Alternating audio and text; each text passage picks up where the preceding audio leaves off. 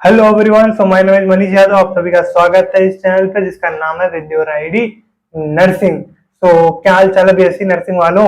पढ़ाई वढ़ाई ऐसी चल रही है? कुछ समझ में आ रहा ही नहीं। तो और चलते हैं आज हम लोग अपने एनाटॉमी और फिजियोलॉजी के नेक्स्ट वाली क्लास में, जहां हम लोग पिछली क्लास में पढ़े थे टर्मिनोलॉजी। लेकिन उस टर्मिनोलॉजी वाले लेक्चर में सिर्फ हम लोग 5 कवर किए थे। आज हम छठा, सातवां, आठवां, नौवां, 10वां, 11वां, 12वां पूरा कवर कर देंगे इस वाले क्लास में। तो आज हमारा टॉपिक है पहला वाला, इवर्जन एंड इनवर्जन। इवर्जन क्या होता है, इनवर्जन क्या होता है, पहले समझो मेरी बात को। यहाँ से E for eversion, I for inversion. E for external and I for internal. वो मूवमेंट जब वो एक्सटर्नल की तरफ जाए, यानी कि बाहर की तरफ जाए, ठीक, बॉडी की कोई मूवमेंट बाहर की तरफ जाती है तो उसके लिए टर्म्स यूज होते हैं इवर्जन। तो वहीं जब बॉडी की मूवमेंट अंदर की तरफ होती है तो उसके लिए टर्म यूज करते हैं इनवर्जन। सो अब हम लोग देखते हैं, जैसे कि ये मेरा एक पैर है। अब इस पैर को, ये जो पावली होती है, इसकी जगह पे मैं इस हाथ को एज्यूम करता हूँ। अब जैसे कि ये पूरा ऊपर से नीचे आया, ये पूरा पैर है मान लेते हैं, और ये आपकी पावली है। अगर आपको दिख रही हो तो ये मान लेते हैं पैर की जो थाई के नीचे वाली होती है, उसको क्या बोलते हैं, टिबिया एंड फिब्यूला वाली वाली हड्डी। ये वाली मान लेते हैं पैर, और ये मान लेते हैं उसका फुट यानी कि सोल। जब ये सोल को अंदर की तरफ मूव करवाते हैं तो उसके लिए टर्म यूज करते हैं इनवर्जन। बट इसी सोल को, फुट को, जो हम लोग बाहर की तरफ मूव करवाते हैं, बाहर की तरफ, तब उसके लिए टर्म यूज करते हैं इवर्जन। शायद समझ में आ गया हो। ये पैर है आपका, और ये अगर अभी सीधा सीधा हो, ठीक इस प्रकार, इधर देखो, इधर इधर देखो, पहले देखो, इधर देख लिए, हाँ, इधर जब ऐसे रहेगा तो आपको पैर दिखेगा, ये पैर है, ये आपका फुट है। जब ये बाहर की तरफ जाएगा, यानी कि अंदर की तरफ जाएगा, तो उसके लिए टर्म्स यूज होंगे inversion, I for inversion and I for internal movement, यानी कि अंदर की तरफ। बट वही जब मूवमेंट ये पावली वाली हम इधर करते हैं बाहर की तरफ, तो हमारी टर्म यूज होती है इवर्जन। समझ में आ गया पहली बार? और ये हम लोग किसके लिए समझ रहे थे, एंकल के लिए। एंकल मतलब पैर के नीचे वाले हिस्से के लिए, गांठ जो जिसको बोलते हैं गांठिया, गांठ वाली यहाँ पे।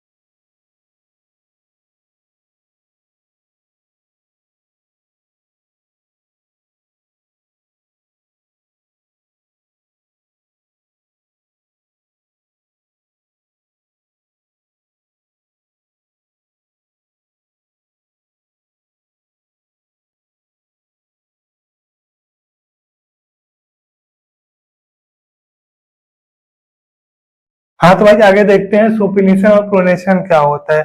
सुपिनेशन प्रोनेशन यूज होता है फॉर फोर आर्म के लिए। इसको फोर आर्म कहते हैं, इसके लिए यूज किया जाता है। इसी के अकॉर्डिंग हम लोग सुपिनेशन प्रोनेशन को बताएंगे।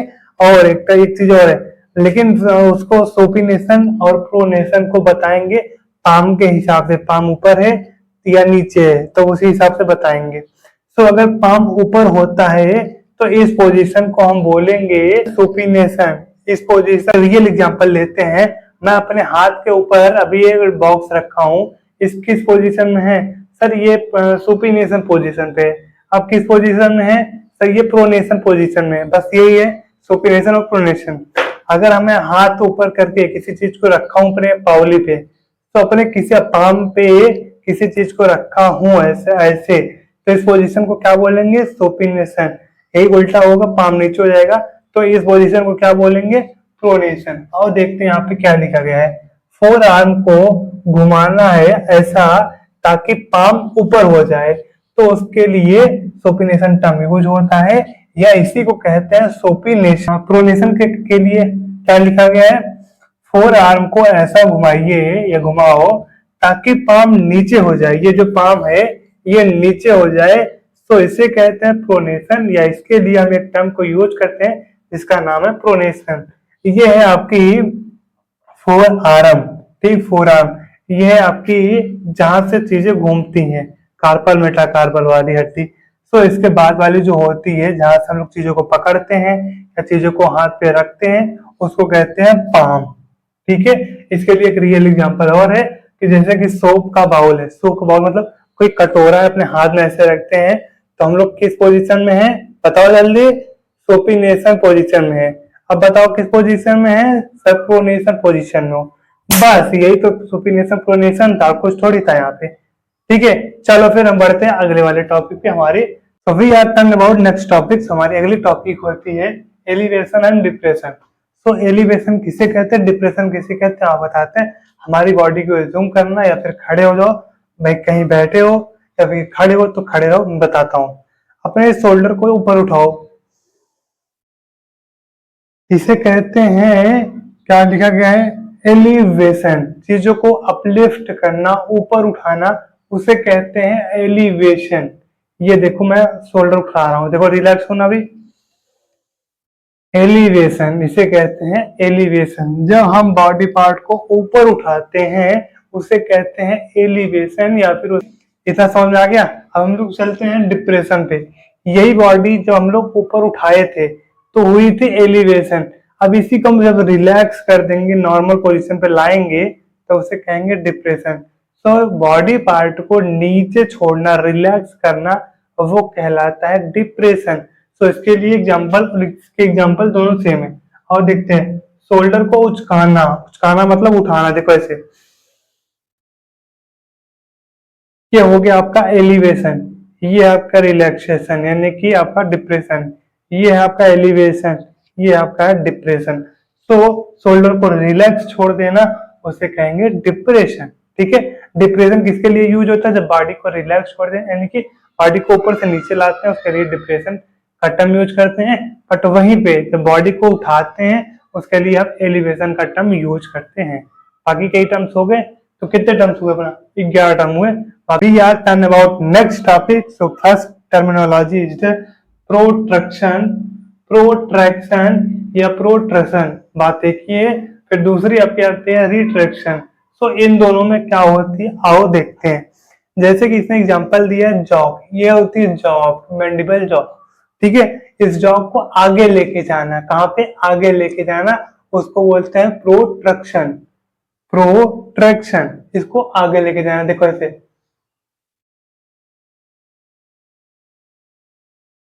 ये होता है प्रोट्रक्शन कराना। क्या बोल रहे हैं, बॉडी पार्ट को आगे लेके जाना, ऐसे भी लेके जाना, यानी कि इस बॉडी पार्ट को आगे खिसकाना। उसका छोटा सा एग्जांपल है, जॉ को आगे लेके जाना, उसे कहते हैं प्रोट्रैक्शन। ठीक है, फिर बात आती है रिट्रैक्शन, जब इसी चीज को रिलैक्स करते हैं, पीछे लेके जाते हैं। जब ये पीछे जाती है जॉ या फिर बॉडी जाती है पीछे जाती है, उसे कहते हैं रिट्रैक्शन, बॉडी पार्ट को पीछे ले जाना। या फिर एग्जांपल में देखें अगर, जॉ को पीछे ले जाना यानी पीछे करना, उसे कहते हैं रिट्रैक्शन। सो आई होप कि ये टर्मिनोलॉजी कवर हो चुकी है। आगे से जब भी पढ़ाया जाएगा आपको वो, तो ये एक मिनट के हैं। जैसे रिट्रैक्शन क्या है, मैंडिबल जॉ है एक ना, इसको पीछे लेके जाओगे या बॉडी पार्ट को पीछे लेके के, उसको रिट्रैक्शन कहेंगे।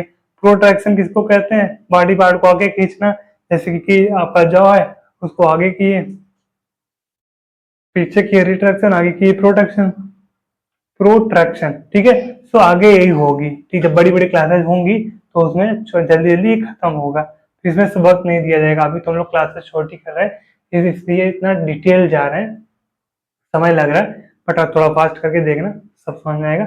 नहीं समझ में आ रहा है फास्ट पे, थोड़ा धीरे कर लेना, पहली बार तो धीरे कर ही सकते हो। चलो चलते हैं नेक्स्ट पे। So we are turn about next topic. So पहली हमारी आती है मेडियल, दूसरी आती है लेटरल। ये हम लोग समझेंगे विद द हेल्प ऑफ पैर के एग्जांपल से और हाथ के एग्जांपल से। आओ देखते हैं। सो अभी कुछ देर पहले हम लोगों ने पैर बनाया था और उसको हल्का सा मोड़ा था ना, तो ये ऐसा था। अब देखते हैं, आओ देखते हैं इस पैर को। जो ये पैर वाला हिस्सा है इसको अंदर की तरफ जब मोड़ते हैं तो उसको बोलते हैं मेडियल रोटेशन। कोई बॉडी देखी हो कभी, जैसे कि ये आदमी है, ये है, तो इसकी जो ये मिड लाइन है अंदर की पार्ट, इधर की तरफ जब घुमाते हो पैर वैर को, आपके सामने एक इमेज लगा दूंगा, ठीक है, इन दोनों का कंपेयर का, जब लास्ट में कंप्लीट होगा तब। तो जब ये अंदर की तरफ घुमाते हैं, जैसे कि ये आपका पैर है, ये ऐसे घुमाया आपने अंदर की तरफ, तो उसे कहते हैं मेडियल रोटेशन। बट उसी को जब बाहर की तरफ घुमाते हो तो उसे कहते हैं लेटरल रोटेशन। मैं आपको दिखा नहीं सकता, मैं दिखा देता अभी। जैसे कि मेरा पैर है, सॉरी, जैसे कि मैं कुछ और लाऊं,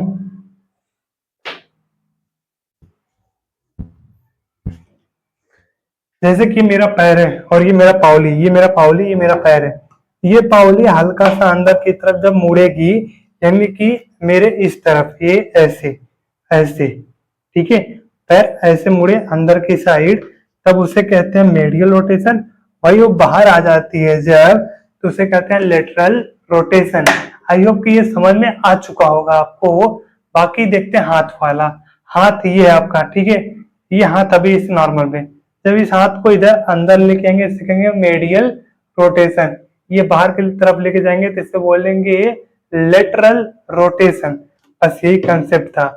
जो भी मूवमेंट आपकी, जो भी बॉडी की मूवमेंट अंदर की साइड हो उसे कहेंगे मेडियल, और बाहर की तरफ होगी उसे कहेंगे लेटरल। धीरे धीरे आपको एग्जाम्पल और डिटेल बहुत सारी चीजें बताए जाएंगे, जहां से आपको क्लियरिटी मिलेगी कि अगर इनाम आ गया, ऑप्शनल आ गया, तो आपको कैसे अटेम्प्ट करने हैं, ठीक है। फिलहाल इतना जितना मैं समझाया हूँ ये समझ लीजिए। We are turn about last topic, that is opposition. So इसका डेफिनेशन क्या है, जैसे कि हमारी ये अंगूठा होती है थंब, ये बाकी फिंगर्स को टच करता है, टच करना इसका यही कहलाता है आपका अपोजिशन। जैसे पेन पकड़ना, ऐसे पेन पकड़ना ये आपका कहलाएगा अपोजिशन। मोबाइल पकड़ना ये कहलाएगा आपका अपोजिशन। सो मेन एग्जांपल जो जहां पे काम हो, आपके अंगूठे फिंगर्स को टच करते हुए दिखाई दे, वहां पे आपका यही कहलाएगा अपोजिशन, ठीक है। So thank you, very nice. हम लोग क्लास को ओवर कर रहे हैं आज की भी। उम्मीद करता हूँ कि आपको समझ में आया होगा, मस्त मजा आया होगा। और आपके लिए क्लास बनाने के लिए कम से कम 2-3 घंटे हमारे जाते हैं, अच्छे खासे समय जाते हैं। कभी माइक निपुट जाता है, कभी समय निपुट जाता है, कभी कंसेप्ट इधर से उधर हो जाते हैं, many problems faces, but we are create lectures for you, all of you. So please प्यार सपोर्ट बनाए रखना। बाकी जैसा होगा आप हमको कमेंट करके बताना, उस पर काम किया जाएगा। अब वो कंटेंट हो, सिलेबस हो, मेरे ऊपर हो, सब पे काम किया जाएगा। बाकी थैंक यू आपके प्यार और सपोर्ट के लिए, सैल्यूट ऑफ यू। मिलेंगे हम लोग कल की क्लास में। Bye bye, thank you.